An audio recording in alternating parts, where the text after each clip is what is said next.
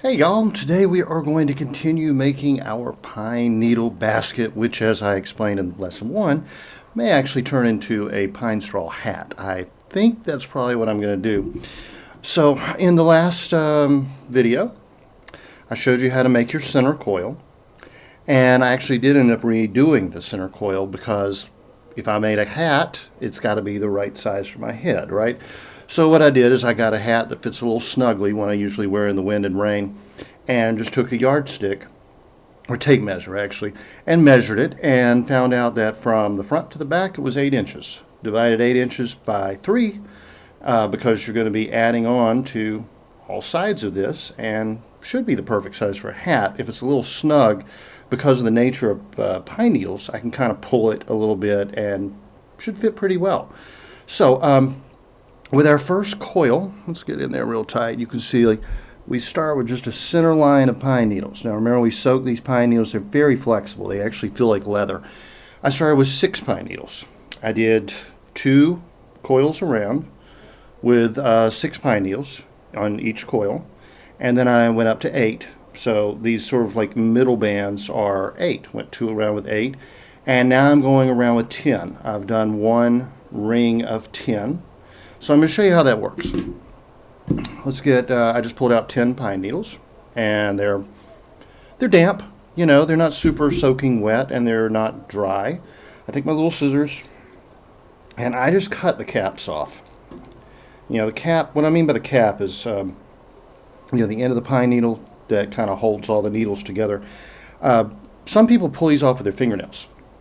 I've done that before. I tend to get very sore under my fingernail, and I don't enjoy basketry that way. So, you know, you may get a blister or two doing this, actually, even doing it this way, just because you're handling a lot of kind of damp material that is, you know, woody in nature.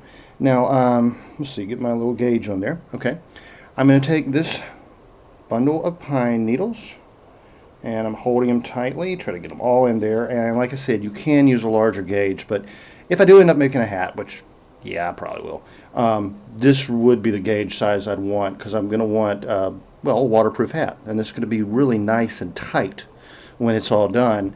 And, you know, not that you couldn't do larger coils tightly, but this is going to have more of a fabric texture as opposed to a basket texture. It's very, very flexible. I don't know if you can see this, but I mean, this is literally like leather, and this is dry. I worked on this a couple hours ago, sat it down, carved a spoon. I'm going to do a video on spoon carving at some point too, so don't worry about that. All right, so now as I mentioned last time, I do loop stitching. There are various stitching patterns you can do. I'm not a very ornamental type person. You can probably tell that. I'm more of a utilitarian type of person, so I don't do fancy stitching. I do loop stitching. And let me adjust that camera just a little bit. There we go. All right. So as I push these down, I'm going to pull the gauge up. I'm going to take the needle. I'm going to go to where my last stitch was. I'm going to push it through the coil that's sitting right there, the last one I put on, and loop it around. Now, I got that a little sloppy. I'm going to actually just take my needle and pull that piece of thread up so it'll kind of match the pattern.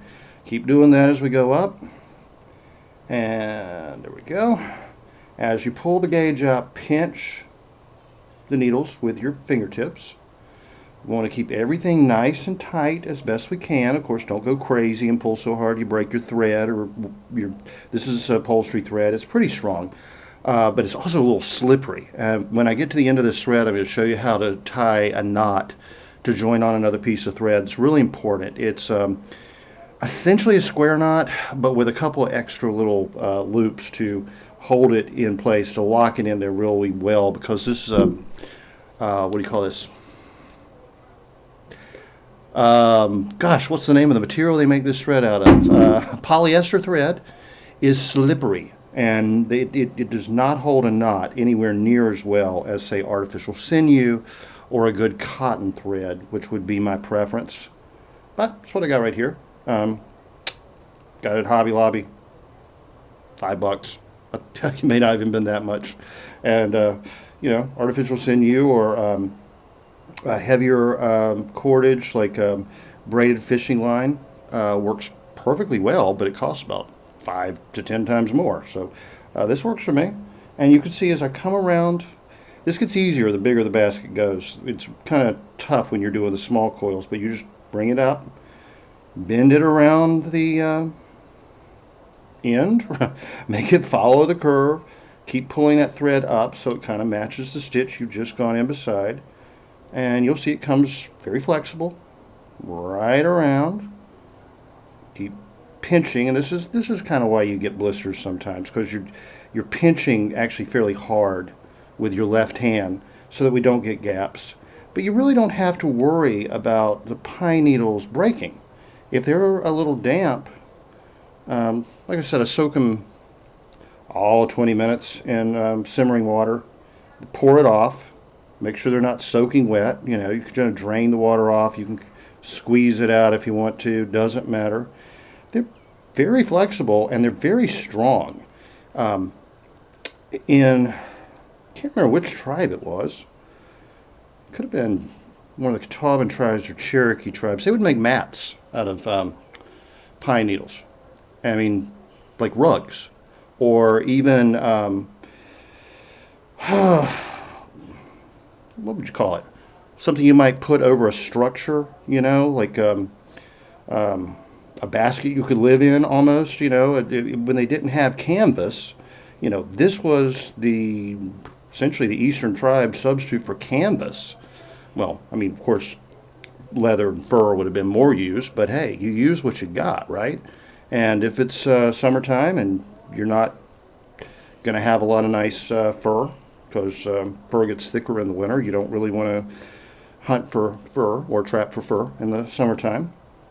Yeah, they would use rushes, they would use pine needles, they would use whatever they had. Cattails make it very nice. You could make be much thicker. You could sit there for like maybe a couple hours in the evening around the campfire. You could make a nice rug out of reeds or cattails. So I've gotten to the end, and of course what I would do is just put some more pine needles in here, just like I did. But I want to show you that knot. So let me grab a little bit of thread. I usually take about a span, as they say, about 2 arms length, maybe an arm length and a half when it comes to a thin thread like this, because it gets tangled easily. And that's another reason this is hard to tie a knot in when you're holding your project. So let me kind of pull the camera all the way down so I can prop that there. Yeah. Okay. Can you see me? I can barely see you. All right. So I'm going to take these 2 pieces of thread, and I will do a second video showing you this with some paracord, because I know this is very hard to see on the camera. But I'm going to go around with the bottom piece about 3 times, 2, 3, and lift it up. And then I'm going to take the top 2 ends, and I'm going to go around about 3 times with the other side.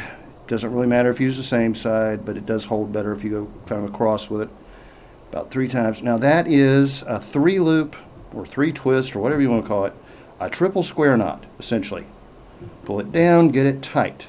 Now, believe it or not, with this polyester thread, that can still slip, and that's one of the most frustrating things when you put this together and you're stitching and it comes apart. So I am then going to take the 2 working ends here, and I'm just going to do a second square knot on top, probably about 2 loops. There we go. This time, this is actually more of an overhand knot because I'm only using one side of this. So we'll just call this a double overhand knot.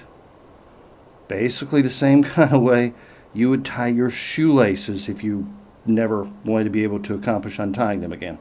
So yeah, there we go. Pull that too, and now we've got a very strong knot. We can clip right here, just to the outside of that knot, and you're ready to thread your needle and get going again. It's okay. So pretty simple, actually. So I will, I'll do a little more work on this, and next week, hopefully I'll have it kind of wide enough to match the top of my head, and we'll do what's actually called upturning. No, upsetting, actually. It's actually called upsetting a basket.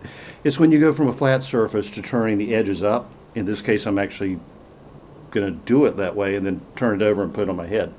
So it would be downsetting, but we'll still we'll upset, and maybe after that I'll do the brim and figure out something to do with a hat band if this works out, and if not, it's going to be a darn nice basket. And I need to tighten that up just a little bit. You can go through and you can adjust your stitches. You see if they didn't line up perfectly, you can take a needle and just kind of push them back and forth. You can, if you got a loose spot, you can pull it and tighten it up. Really very simple. As I said, it's not a complicated project. It just takes time, and I enjoy it. It's relaxing. So let me get a knot tying video for you, and I'll have these two up on YouTube within the next 30 minutes. Enjoy it, and if you got any questions, just email me, judson@judsoncarroll.com, or leave a comment in the comment section for the video. All right, y'all. Talk to you next week.